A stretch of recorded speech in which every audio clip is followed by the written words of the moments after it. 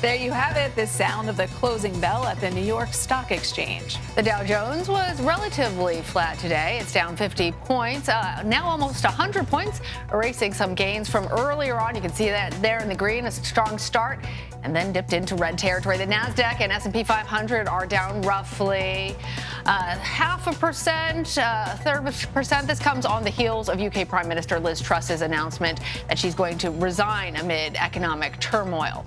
For more on all this, let's bring in Greg Swenson. He is the founding partner at Brigg Macadam, an investment bank in London. So it's good to have you here. Tell us what was driving the markets today. Well, look, this is complete volatility here in the UK. I'm in London right now, and this is in many ways unprecedented. So it will be interesting to see what happens in the markets for the next, 24 hours.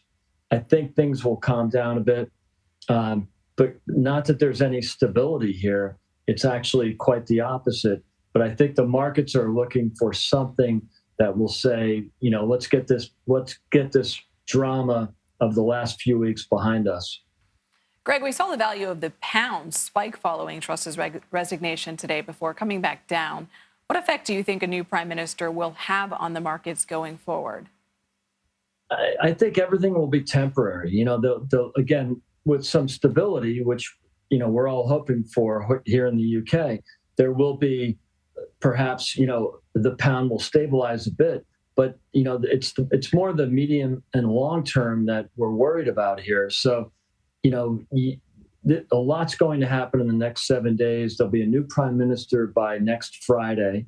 There'll have to be 100 votes coming in from MPs to support one or the other. It will most likely, believe it or not, be Boris Johnson or Rishi Sunak. Boris is on a plane coming back from Australia right now. There's a lot that's going to happen. So you'll see some volatility in the next few days. There's no doubt about that. But we should see some stability, hopefully, by next Friday.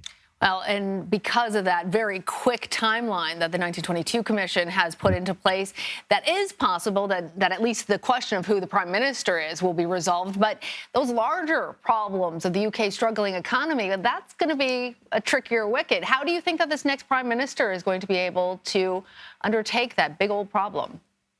Yeah, it's a great question. And without a doubt, it's a big challenge. And, Prime Minister Truss's plan and Kwasi's plan was actually a return to traditional conservative economics, supply side economics with deregulation, lower taxes. But I'm not sure that the party has that in their stomach to pass. So, that there's been a complete reversal against her plan and traditional conservative economics. So this could be a really difficult moment.